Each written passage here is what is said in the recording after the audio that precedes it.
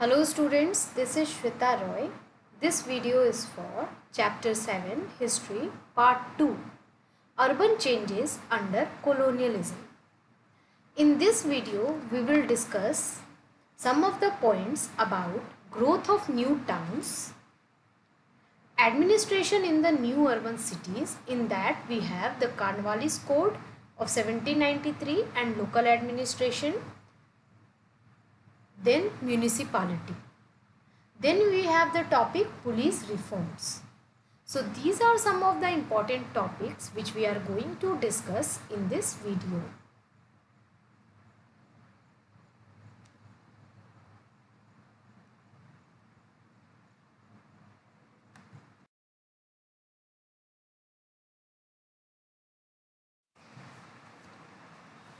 So in our previous video we have discussed about growth of new towns, how new towns were developed.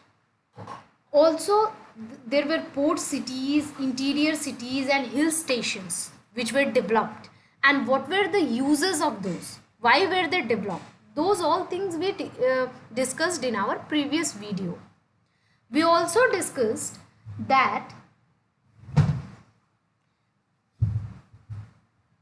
the towns were divided into, some cities were divided into White House and Black House area. Now White House was for English people and the Black town was for the Indian people or the local people.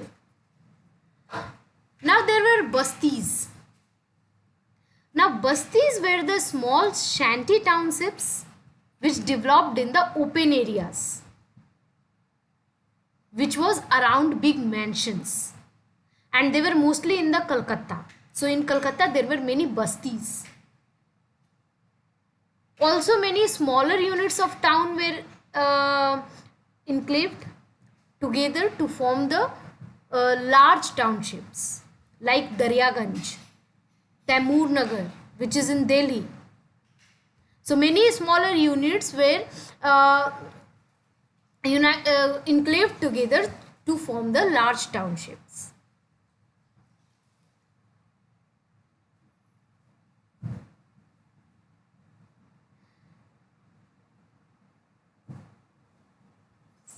Now the city of Madras, it also expanded. How it expanded? It expanded by joining adjoining itself with the villages. Also, some villages were received as gifts from the kingdoms and some were acquired in the wars. So like this, they adjoined with the villages and they expanded.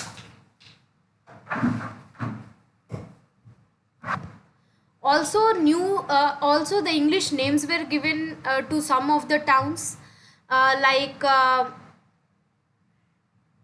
town, garden, park. These suffix were added to their name.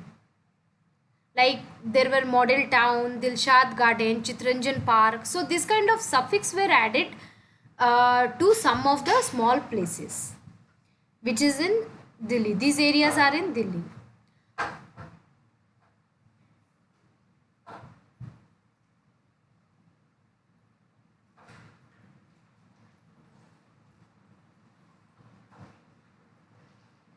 And how this name actually came, so these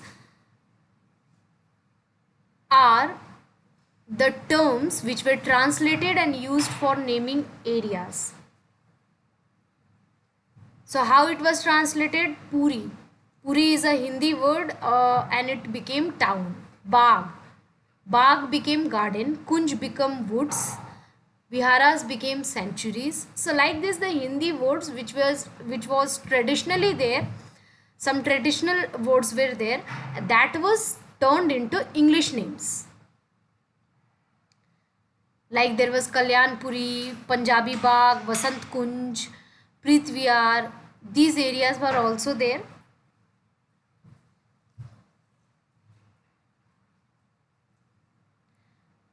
Now, how was the administration in the new urban cities? So, the British actually introduced many new acts and rules and regulations. for the proper administration.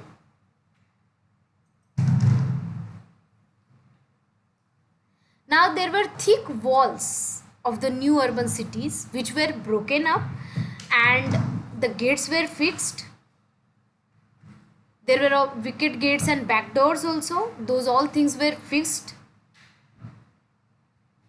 And the area which was there within the wall, that was called the walled city.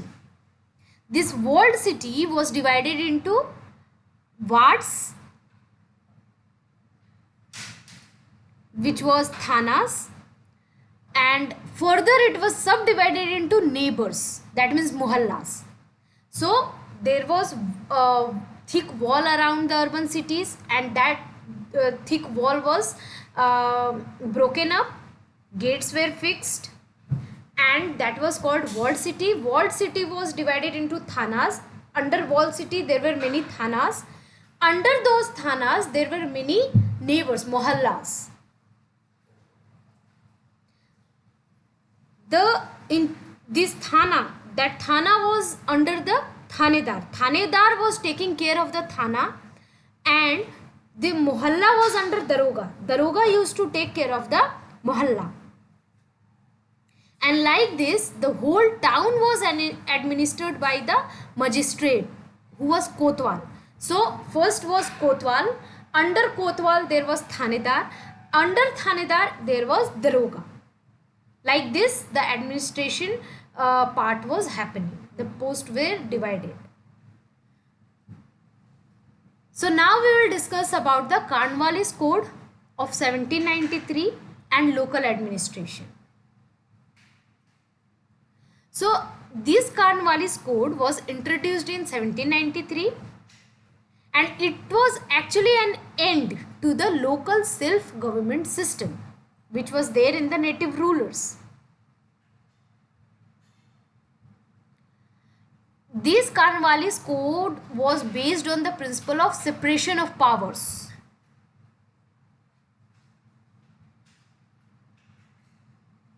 So it separated the revenue administration from judicial administration. Now revenue administration and judicial administration were separated. They were different. The collector was head of the revenue department, and he also enjoyed the judicial power. Okay.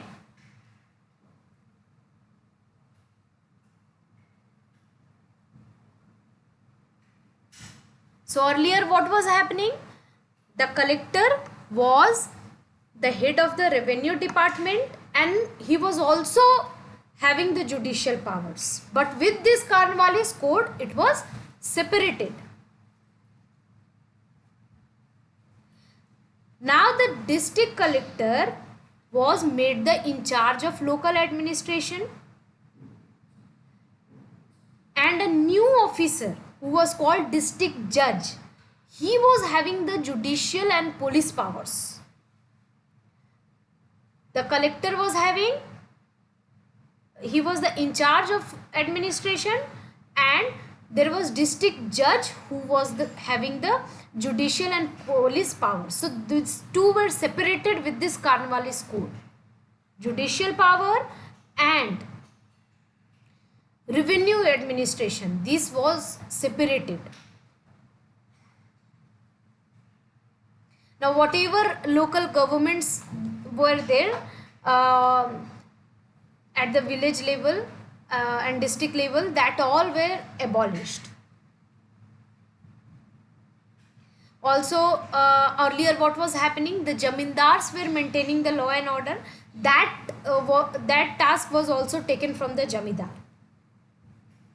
Now there were kajis who used to perform the local function of local judge.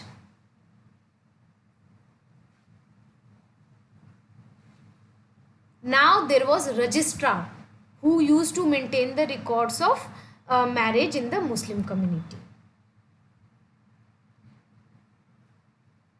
Now through this, if you understand, the district judge was the most important officer on the local level. He was having the power of judicial and police power. He was having the judicial and police power. So he was having the this district collector was the most important officer. So these were some of the changes which took place with the Cornwallis Code. Now we will talk about the municipality.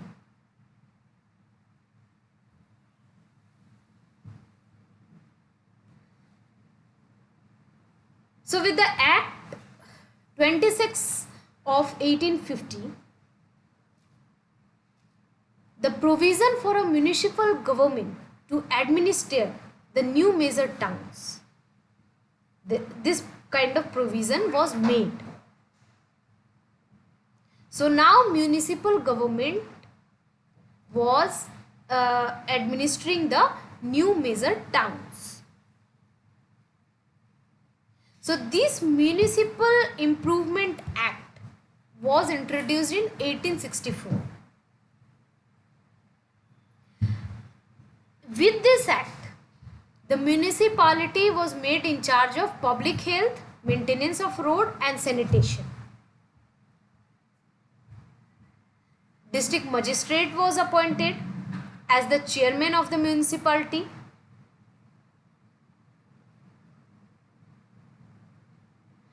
Now the commissioner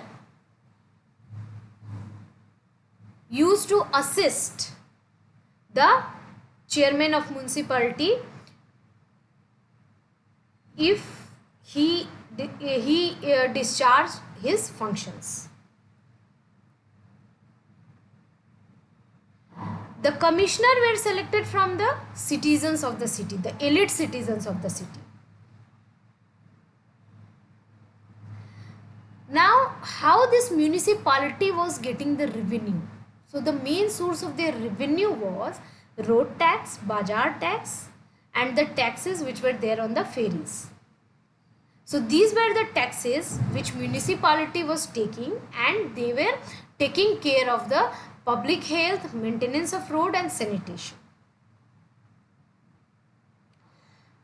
Municipality Act 6, which was introduced in 1868, or it is also called the District Town Act. It provided municipal form of government in smaller towns. So in smaller towns also the municipals were there.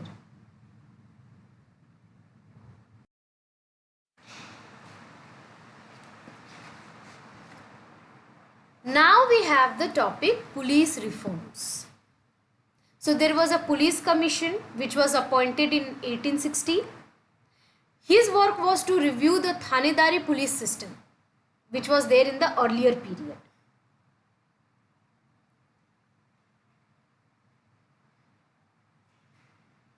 Now in 1861 the Police Act came into existence, and this Police Act aimed at reforming the existing police system as per the need of colonialism. So for this a separate police department was formed which was under Inspector General of Police.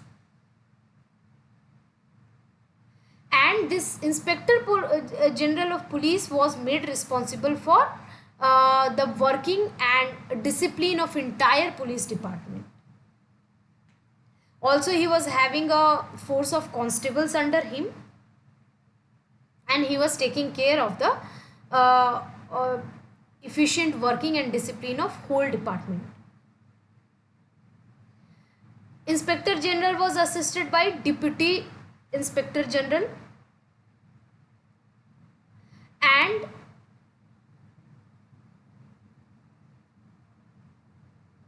in return it was assisted by Assistant District Superintendent of Police. So this subordinate police force consists of Inspector of Police, the head constable, the sergeant, and the constables. There was inspector of police, under him head constable, under him sergeant, under him constables. This was a structure. Jail administration were compiled in jail code.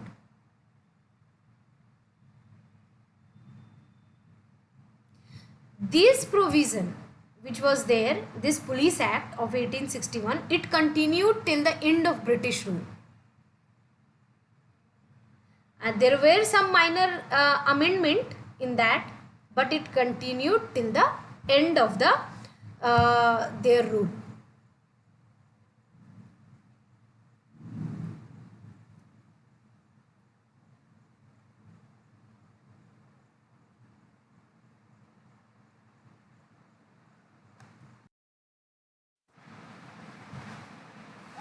I hope you all understood all the topics taught in this video. Thank you.